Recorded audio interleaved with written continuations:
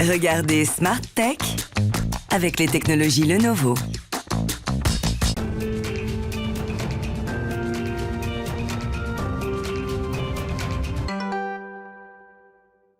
Bonjour à tous et à tous, bienvenue dans Smart Tech. Aujourd'hui, on va justement faire un gros focus sur les technologies. On va commencer par regarder celles qui sont plus prometteuses que les autres. Et savoir faire ce tri, eh bien, c'est évidemment s'assurer un coup d'avance. Et on en parle dans l'interview avec Philippe Bourdonnès qui va nous dévoiler un classement en fait, des technologies les plus stratégiques, celles qu'il faut absolument surveiller. Ensuite, on va resserrer encore notre prisme puisqu'on va parler d'intelligence artificielle, l'intelligence au travail, artificielle au travail, comment accompagner cette révolution puisque de plus en plus d'entreprises l'ont adoptée. Et puis, on conclura notre édition avec le rendez-vous avec elle, des femmes entrepreneurs dans la tech. On parlera de Léna Crollo, une des plus jeunes fondatrices de Station F. Mais tout de suite, sans plus attendre, on parle transformation numérique et de ces technologies stratégiques.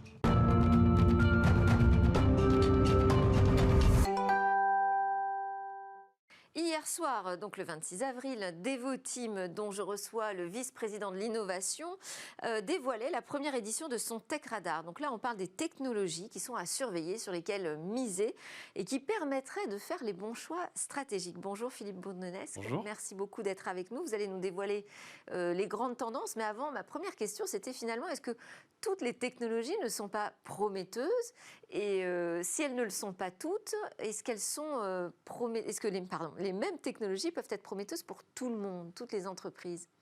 Bon, c'est de plus en plus difficile de choisir les technologies. Oui. Je vais vous dire pourquoi. Parce que le siècle dernier, on faisait des systèmes monolithiques. Les mainframes, des grandes applications monolithiques. Aujourd'hui, dans le cloud, on utilise 5, 10, 20, 30 technologies qui ont chacune une fonction bien précise pour construire une solution. Et donc, le choix est beaucoup plus complexe qu'autrefois. Mais quand on est dans une entreprise, qu'on travaille sur sa transformation numérique, on va aller regarder quelles sont les grandes tendances technologiques. Mais est-ce qu'elles peuvent s'appliquer forcément à nous, à notre problème, à nos besoins? C'est pour ça que dans le guide, on essaie de donner des cas d'usage. Il y a des technologies pour les grandes entreprises. Il y en a d'autres qui sont plutôt pour des PME, du mid-market. Et donc, il faut travailler cet écosystème. Il y a 134 technologies. On aurait pu en mettre 300, on aurait pu en mettre 500.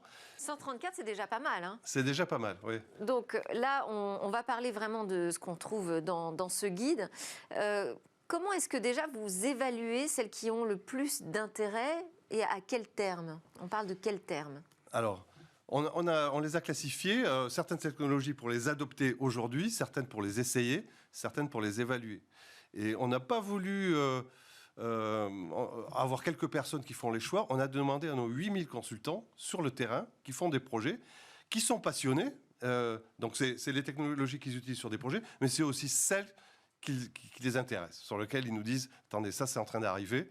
Il faut vraiment les mentionner. » Et après, avec les quelques centaines, on en a eu 400 ou 500 sélectionnés, on a quand même fait un choix pour avoir un équilibre. Si vous demandez à un expert Google quelles sont les meilleures technologies, chez nous, il nous donne une liste de 200 technologies Google.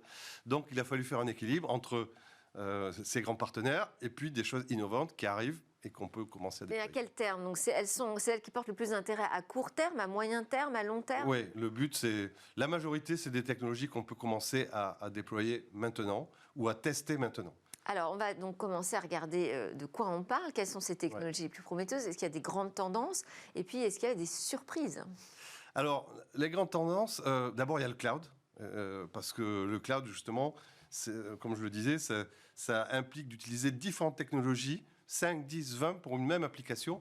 Donc, beaucoup de technologies viennent dans le cloud, et dans le cloud, il y a des tendances qui sont des technologies basées sur des containers, des fonctions bien précises, qui sont orchestrées par des logiciels open source. Donc ça, c'est une tendance forte. La deuxième tendance, c'est la donnée. Aujourd'hui, il n'y a pas d'application innovante sans la donnée. La donnée, l'intelligence artificielle autour de la donnée, vous en parlez tout à l'heure. Oui. Donc ça, il y a beaucoup de technologies nouvelles là-dessus. Il y a une autre tendance, c'est l'automatisation, à la fois des processus et des tâches. Et puis, il y a un mouvement, c'est comment développer des applications innovantes, qui changent l'expérience utilisateur, qui deviennent pratiquement des produits. D'ailleurs, on parle de gestion de produits. On voit une application comme un produit. Si une entreprise veut devenir une entreprise digitale, et toutes ont vocation à utiliser le digital, eh bien, c'est des technologies qu'elles doivent au moins comprendre pour créer de la valeur. Et alors, vous dites, il y a beaucoup de technologies, des nouvelles technologies qui arrivent. Alors, quelles sont les surprises? Citez-nous des noms. Alors, par exemple, je citerai Dapper. Dapper, c'est une technologie créée par Microsoft, mise en open source, utilisée par Alibaba, et qui aide à faire des applications que l'on appelle native cloud, c'est-à-dire qui sont vraiment pensées pour être scalables, pour supporter des millions d'utilisateurs.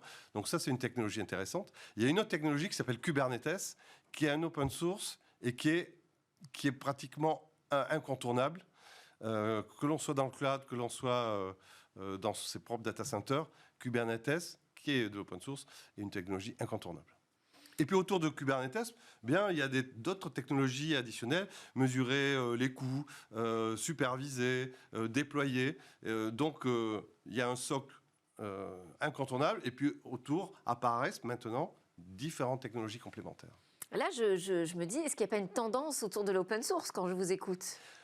C'est sûr que l'open source a beaucoup de poids. Et d'ailleurs, ce qu'on a remarqué en faisant le Tech Radar, c'est qu'il y a une évolution des technologies extrêmement rapide, et en partie dû au fait qu'il y a des grands consortiums ou des grandes communautés open source qui contribuent à développer.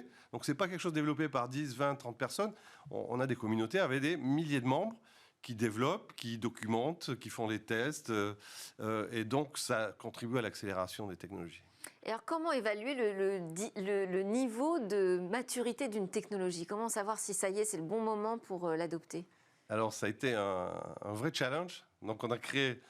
Et il y a eu beaucoup de discussions avec nos différents directeurs techniques de différents pays. Et Parce franchement... qu'on a 100 ingénieurs, c'est ça? Il y a 100 ingénieurs, mais on avait un petit groupe qui ont travaillé sur la sélection finale. Non, qui ont contribué, qui ont proposé. Et puis, on a eu 7 ou 8 personnes qui ont fait les choix parce qu'on avait 400 ou 500 propositions. Donc, passer de 500 à 100, ça a été fait par un petit groupe. Et il n'y a pas de vérité absolue, puisque il y a eu des échanges assez vifs. Et déjà, pour la prochaine version du radar, on a déjà des Sur choses... quoi vous avez eu des échanges vifs? Est-ce qu'une technologie, elle est prête à être déployée, ou est-ce qu'il faut attendre? Voilà, c'était surtout ça. Et sur quelle technologie vous avez hésité? Par exemple, il y avait une technologie qui s'appelle Snowflake, oui, qui est des bases de données, et c'est une société techno-française, voilà, créée par des Français.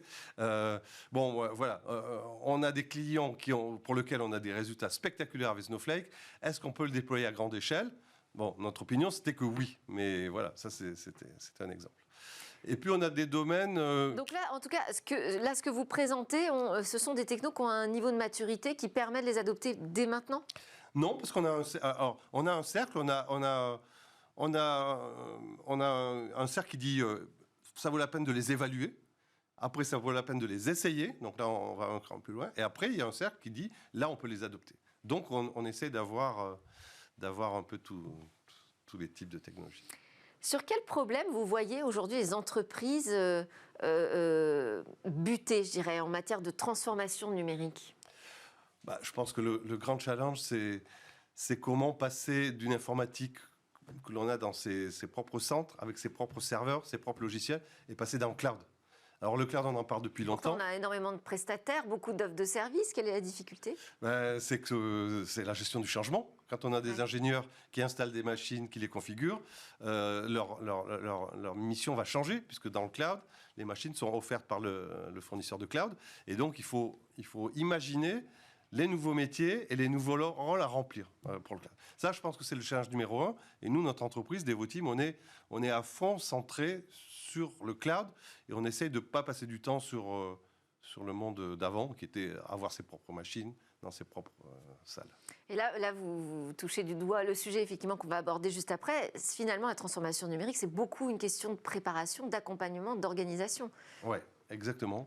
Et puis de gestion des changements, parce qu'il y a des nouvelles méthodes de travail, il y a des nouveaux rôles, des nouveaux métiers, et il faut accompagner ses collaborateurs pour aller vers ça, dans un monde où la difficulté numéro 1, c'est le recrutement, c'est la gestion des talents, et vous savez que c'est Je ne connais pas de société qui soit dans la tech qui ne parle pas de ce problème de gestion des talents que l'on vit au quotidien. Oui, oui, qui empêche d'accélérer à la vitesse qu'on souhaiterait souvent.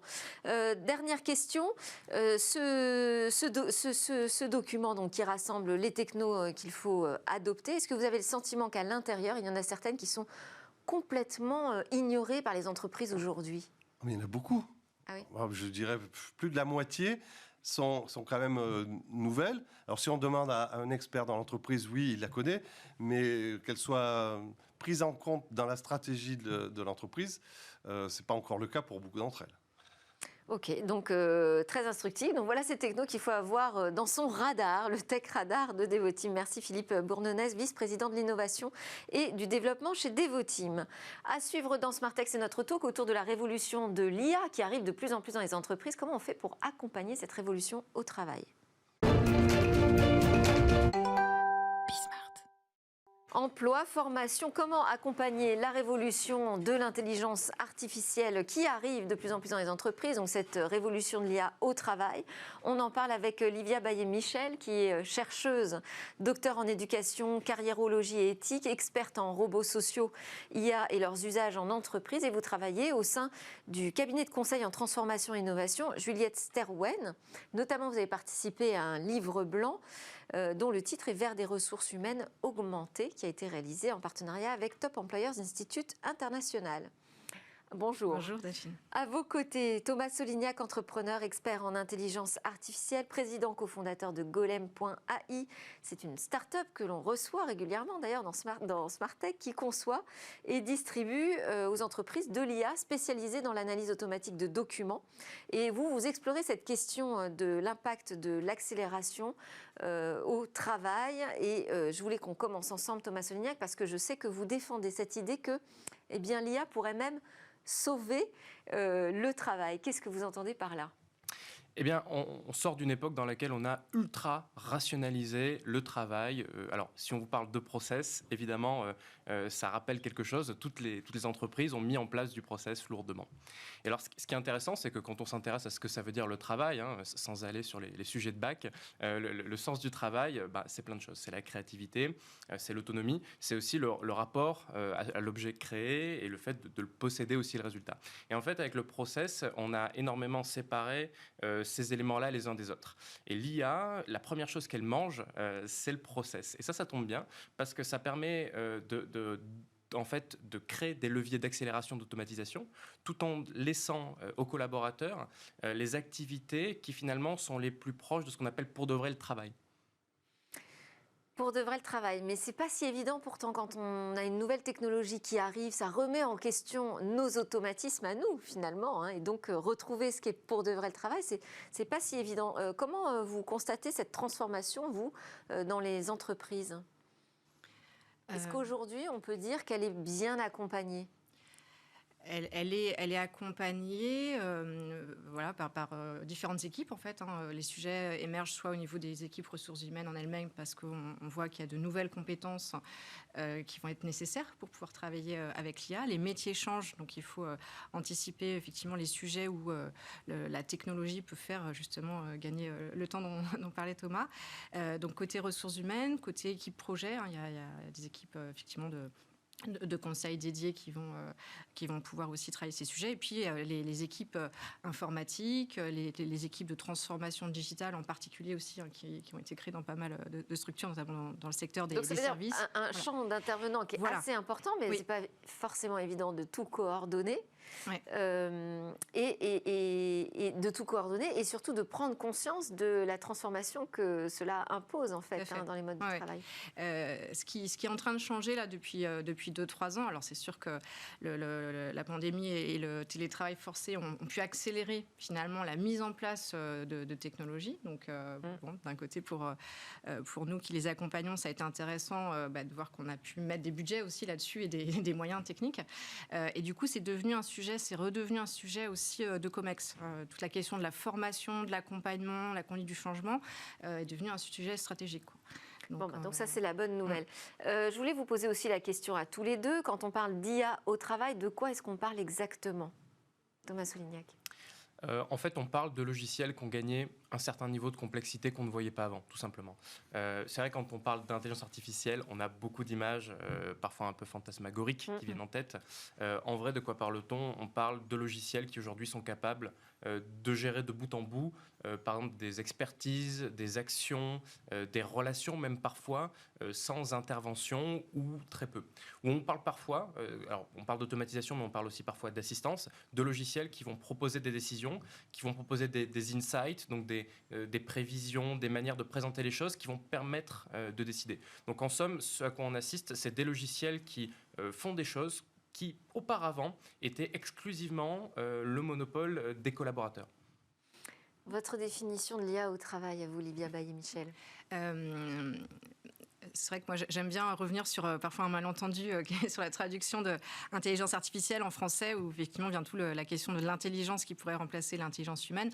Bon, en réalité, intelligence, ça vient de business intelligence en anglais, donc c'est la question de la compréhension. Et donc, ce qu'on utilise au travail, sur le terrain, c'est essentiellement des outils d'analyse et de compréhension des données, donc des prédictions, comme vous le disiez, des outils de la décision. Donc, en RH, par exemple, on va trouver des outils qui permettent d'aller analyser les compétences dans le portefeuille carrière d'un collaborateur, donc des choses qui par exemple n'étaient pas forcément enregistrées dans le SIRH, mais on peut aller chercher de la donnée un petit peu ailleurs, donc dans le parcours, dans les loisirs, dans les centres d'intérêt.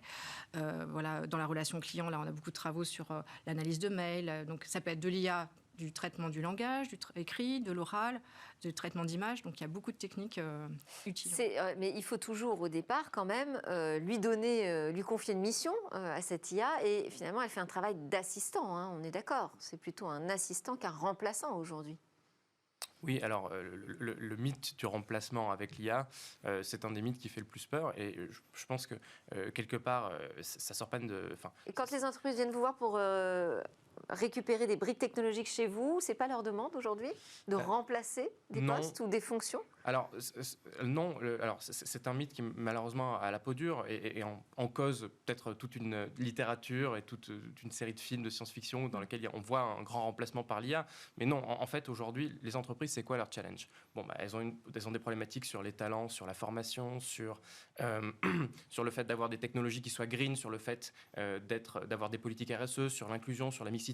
Donc, et en même temps, ils ont une concurrence internationale qui est de plus en plus féroce et une transformation qui va à des rythmes qui n'arrêtent pas d'être de plus en plus courts. Donc les cycles de révolution complète de l'entreprise, aujourd'hui, c'est de l'ordre de peut-être quelques années, même dans certains secteurs. Et pour pouvoir résoudre ces problèmes-là, pour pouvoir effectivement se positionner comme une société, une entreprise qui va performer sur ces plans-là, eh bien, il faut des leviers d'action qui soient nouveaux. Et effectivement, il y a plein de pôles, de métiers, de manières de faire les choses dans les entreprises qui aujourd'hui sont coincés. Ils sont coincés entre des ressources disponibles et des objectifs qui n'arrêtent pas d'augmenter exponentiellement. Et en fait, l'IA permet de faire un peu mieux. Elle permet d'émettre un peu moins de CO2. Elle permet d'avoir plus de temps pour passer du temps avec les clients, pour personnaliser la relation, pour se focaliser sur d'autres choses. Donc c'est une ressource nouvelle dont on a terriblement besoin aujourd'hui. Comment est-ce qu'on fait pour que les conditions soient réunies afin que cette IA soit bien acceptée quand elle arrive dans l'entreprise, dans un poste de travail?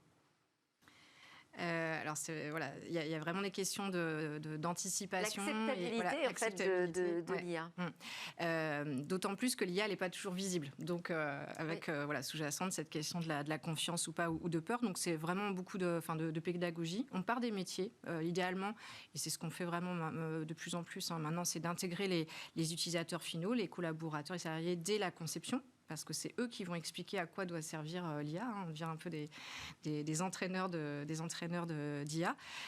Donc c'est déjà plus intéressant. Et c'est en mettant effectivement les mains dans le cambouis qu'ils voient aussi ce que ça va leur apporter.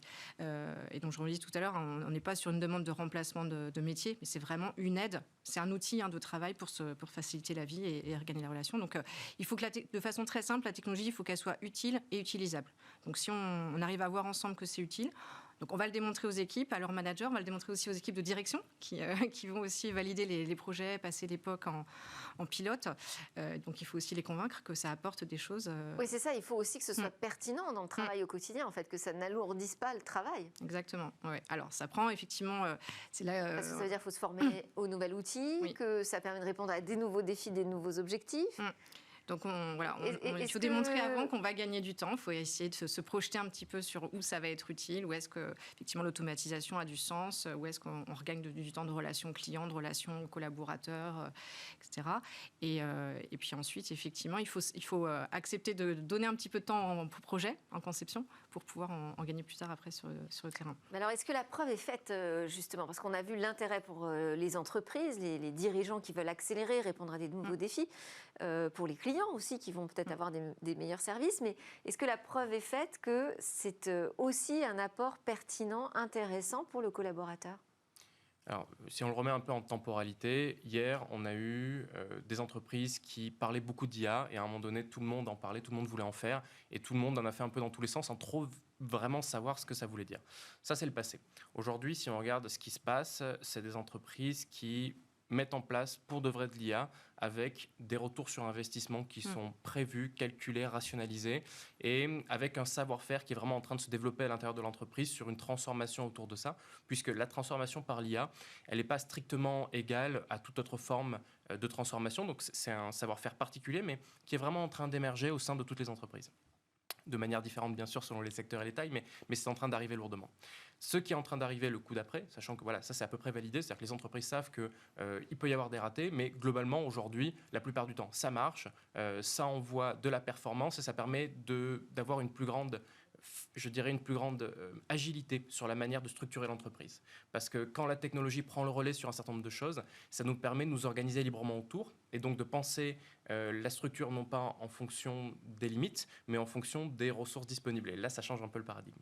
Et là, ce qui arrive pour la suite, c'est que... Là, vous êtes toujours du côté du décideur, hein, de l'entreprise. Pour le collaborateur, Alors, pour le collaborateur, ce qui se passe aujourd'hui, c'est qu'il y a un certain nombre de choses qui étaient leur mission aujourd'hui, qui sont en train d'évoluer. Par exemple, pour beaucoup de collaborateurs, une partie de leur travail consiste à savoir quelles sont les technologies, les intelligences artificielles qui sont les plus pertinentes pour eux au quotidien et qui vont les aider dans leur mission, leurs tâches, etc. Alors, ils peuvent avoir différentes positions. Ils peuvent être en position de se faire équiper, mais de plus en plus, ce qu'on observe, c'est que les pôles, les entités, petit à petit, elles s'équipent, elles deviennent elles-mêmes expertes, finalement, de leur domaine en termes d'équipement en IA. Et c'est ça, en fait, qui est nouveau. Et donc, elles vont avoir un avis, une opinion sur les logiciels qui vont le mieux les aider. Et elles vont réorganiser même parfois leur structure, leur pôle, leur fonctionnement autour de ces disponibilités. Ouais, c'est-à-dire qu'il faut vraiment qu'ils s'approprient l'outil. Oui. Il y a la question aussi des biais, hein, dont on parle beaucoup autour de l'intelligence artificielle, parce que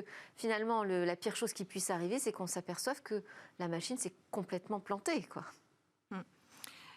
Oui, c'est pour ça qu'il faut travailler avec des données réelles de leur quotidien, de la vraie vie. Il y a donc une question effectivement de qualité des données qu'on va mettre en entraînement. On sait maintenant on pressentait pour ceux qui allaient l'utiliser et puis les concepteurs l'alertent bien maintenant quand on est sur des POC. Mais voilà, la qualité des données. Donc par exemple là, si on est sur du traitement de contenu de mails entrants, il faut que ce soit des vrais mails. Donc on va analyser les mails des 6 derniers mois.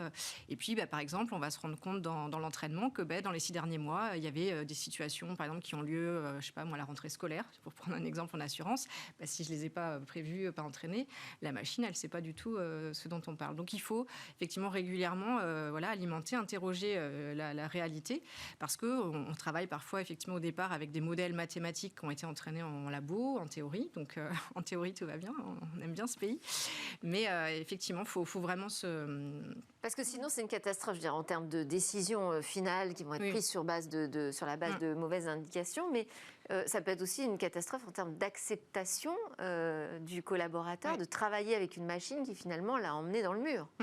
Ouais, c'est pour ça que maintenant, sur les projets, on travaille beaucoup sur l'anticipation, d'abord des tests, des pilotes, et puis une fois quand on déploie, c'est qu'on a déjà des équipes qui sont convaincues. Ça veut dire que ça prend combien de temps, ça, d'intégrer l'IA au travail, Thomas Solignac, dans une entreprise ? Alors, c'est très variable, mais par exemple, chez Golem.ai, on parle plutôt de entre 2 et 6 semaines.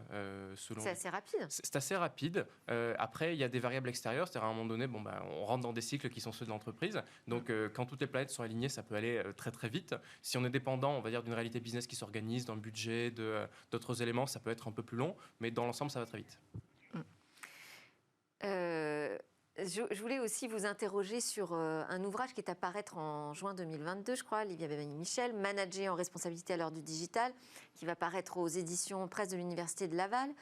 Vous vous êtes occupé d'un chapitre en particulier sur l'intérêt d'utiliser l'usage des robots sociaux dans le secteur tertiaire. Parce que quand on parle d'IA, donc on parle d'assistants, de logiciels, mais ça peut aller jusqu'aux robots matérialisés.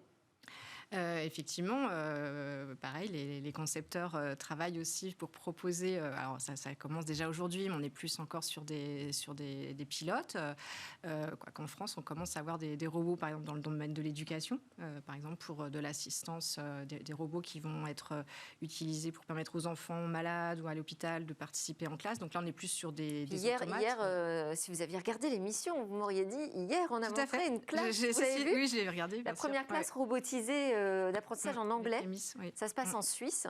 Et ça, c'est un vrai laboratoire intéressant pour voir comment, justement, on intègre le robot social. Voilà, parce que le robot, du coup, dans sa forme physique, a l'intérêt à la fois d'embarquer des logiciels, voire de l'IA, donc va pouvoir effectivement apprendre aussi des choses, mais va pouvoir aussi interagir directement avec les êtres humains avec qui il travaille. Donc, pouvoir se déplacer, pouvoir projeter lui-même directement des éléments pour ceux qui ont des tablettes, des interfaces. Donc, parce qu'on voit bien l'intérêt dans l'industrie. Du robot qui se déplace, du robot qui va porter des... On l'a vu dans le domaine médical aussi l'année dernière, des robots qui vont aider aussi à amener les médicaments. Mais alors, dans le tertiaire, quel est l'intérêt, puisque c'est l'objet de votre chapitre? Voilà, l'intérêt, j'ai pas encore toutes les réponses qu'effectivement, quand on parle de robots généralistes... Oui, tout à fait, c'est de longue haleine. Justement, on est un petit peu plus en réflexion sur est-ce que, justement, c'est intéressant ou pas pour les adultes dans le monde des services. C'est intéressant quand même, on a des robots d'accueil qui vont pouvoir traiter un premier niveau, par exemple, dans les équipes informatiques, en maintenance, par exemple, je vais venir en tant que collaborateur, j'ai un problème, le robot peut déjà me poser un certain nombre de questions, et plutôt que de le faire au téléphone, ou de façon un petit peu froide, le robot va quand même me montrer des choses, va pouvoir me guider, en fait. Il fait l'interface entre le monde numérique et le monde humain. Donc il y a des choses dans l'accueil, dans l'assistance, dans l'orientation des voyageurs, il y a eu des expériences aussi dans les gares, dans les aéroports. Et tout ça, ça pose des nouvelles questions éthiques, parce qu'autour de l'IA, vous travaillez aussi beaucoup là-dessus, sur la transparence des algorithmes. Ça reste un enjeu quand même. C'est pas tout à fait réglé, cette histoire de transparence des algorithmes. Ça fait 10 ans qu'on installe beaucoup d'algorithmes qui sont ce qu'on appelle des boîtes noires. Ça veut dire que quand ils prennent une décision, on ne peut pas vraiment savoir pourquoi, parce que c'est plutôt une reproduction statistique de comportement. Donc, on peut vous montrer une équation, et c'est tout à fait ce qui s'est passé à l'intérieur, mais à un moment donné, ça ne va pas vous aider à comprendre le pourquoi, et en l'occurrence, il n'y en a pas.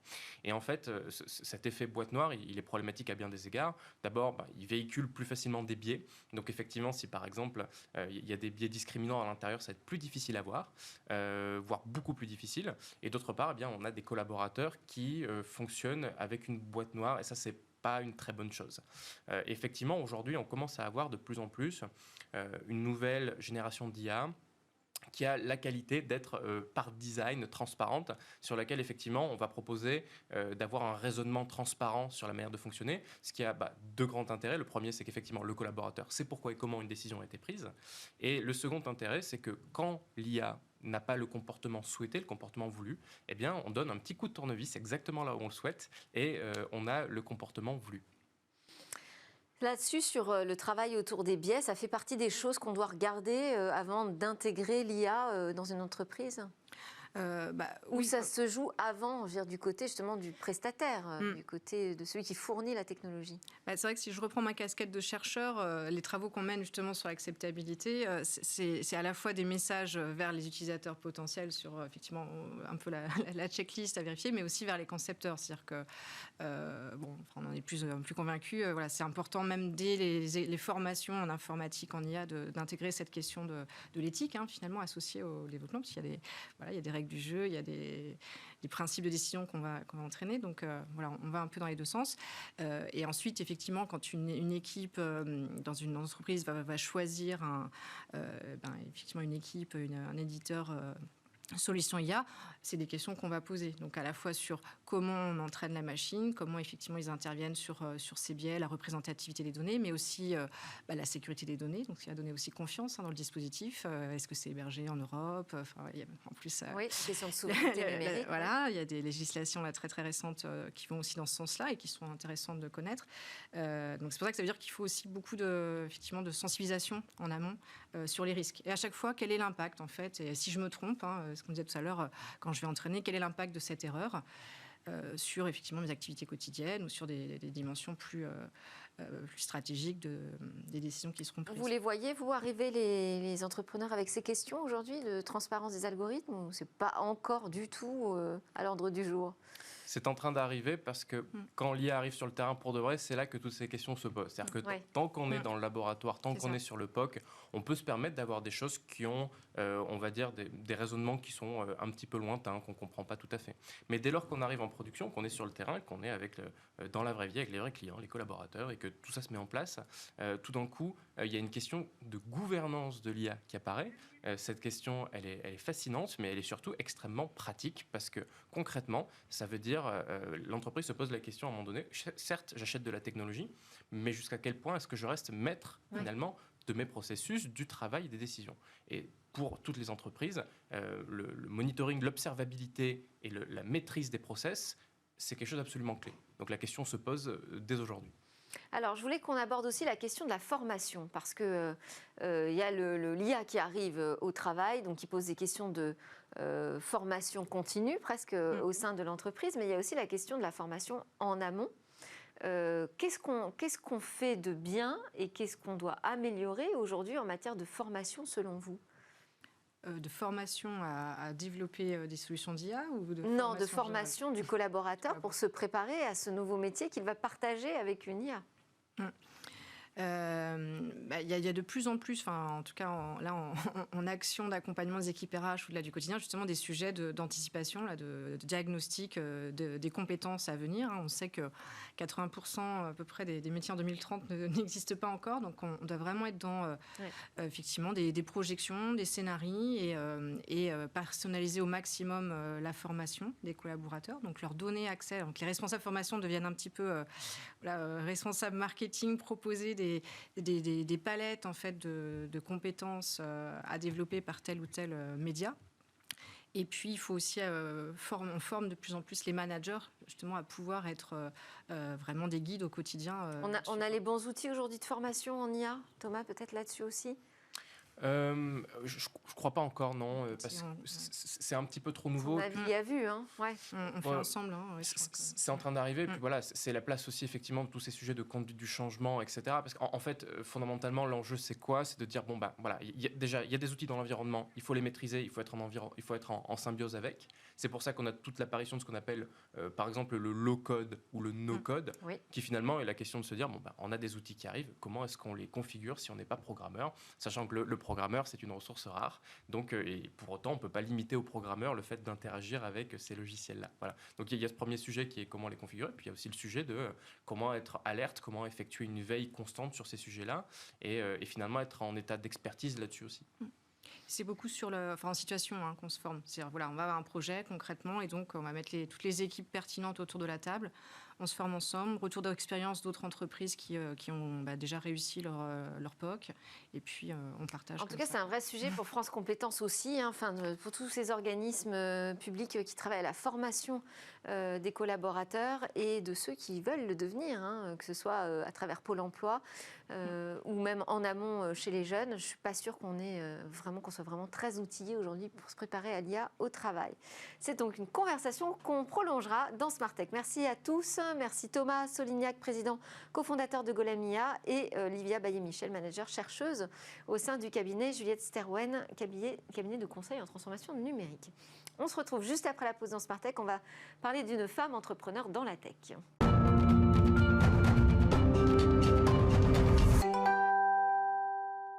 Vous regardez regardez Smart Tech sur la chaîne Bismart. On est en direct le matin à partir de 11h tous les jours pour parler d'innovation et de société numérique.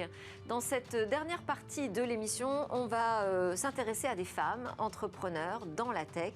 En l'occurrence, à l'une d'entre elles. Elle s'appelle Lena Crollo et c'est Olivia Strigari, directrice et cofondatrice du média Les Informels, qui va nous faire ce portrait. Bonjour Olivia. Bonjour Delphine. Alors, dites-nous, qu'est-ce qui vous a plu dans le parcours, le portrait de Lena Crollo, qui est la patronne, la fondatrice de Believe, une jeune start-up spécialisée dans la dématérialisation du ticket de caisse? Exactement. En fait, Lena m'a séduit cette fois-ci parce qu'elle a un profil très différent des femmes que j'ai l'habitude de présenter sur le plateau, même si aujourd'hui je ne suis physiquement pas présente. En fait, elle a une aventure entrepreneuriale vraiment précoce, qui commence sur les bancs de l'université aux États-Unis, un vrai parcours à l'américaine qui se réalise ensuite en France à son retour. Et qu'est-ce qui vous a plu en particulier dans ce parcours? Alors en fait, c'est sa précocité et son extrême jeunesse. Elle a aujourd'hui à peine 21 ans et aussi sa personnalité à la fois enthousiaste, déterminée, sereine, qui sont vraiment fascinantes.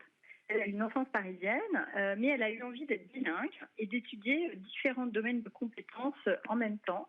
Elle est partie donc aux États-Unis à 17 ans, une fois son bac en poche avec 1 an d'avance. D'abord à Austin, au Texas, pour suivre une business school.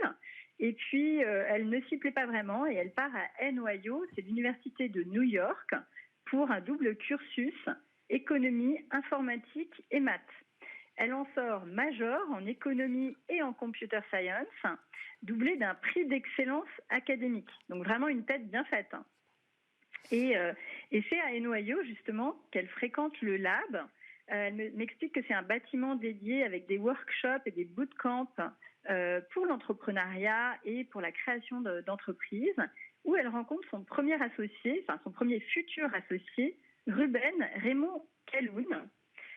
C'est aussi là que son projet prend forme, parce qu'en fait, elle travaille avec Ruben sur plusieurs projets universitaires et ils découvrent tous les deux qu'ils sont obsédés par les tickets de caisse. En fait, elle lui raconte qu'en 2016, elle est au BHV et qu'elle est en train d'attendre une amie à la caisse et elle assiste à une scène qui la choque particulièrement.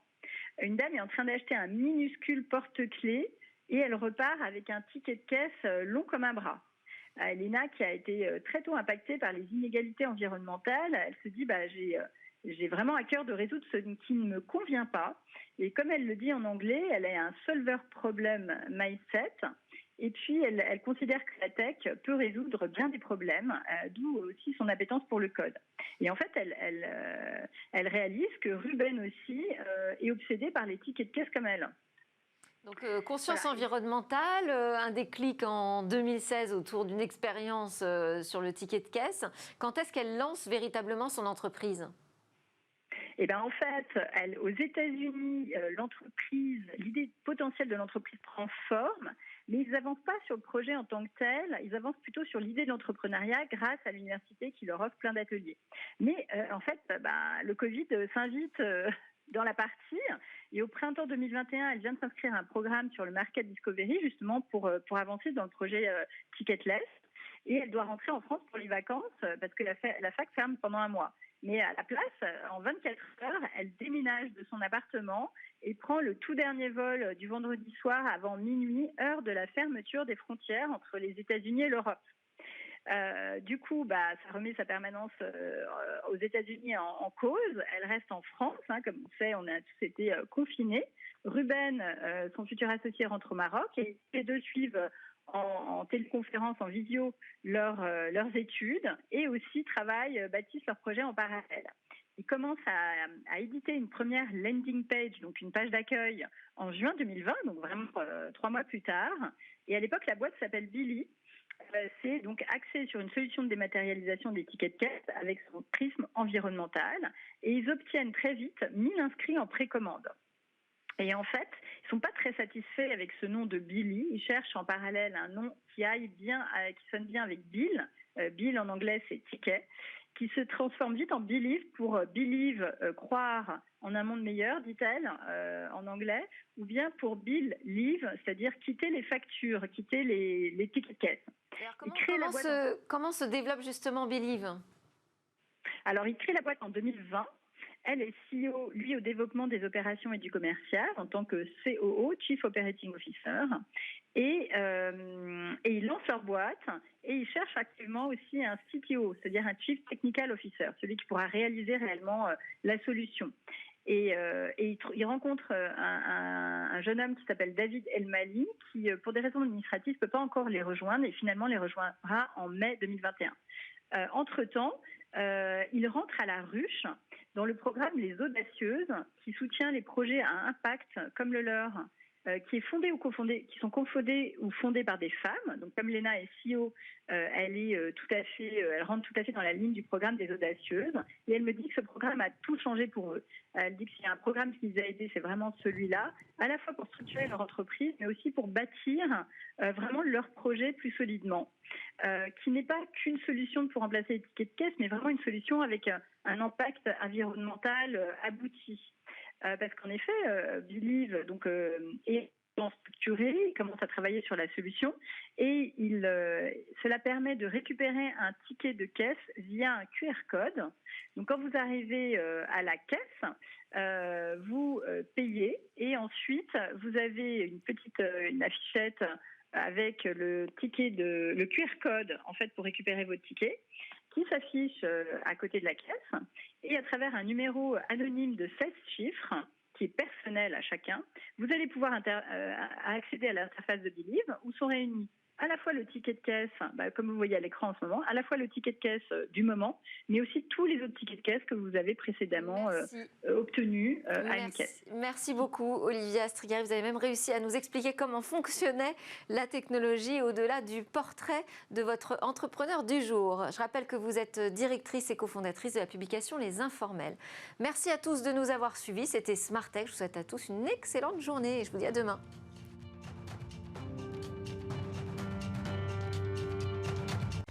Vous avez regardé Smart Tech avec les technologies Lenovo.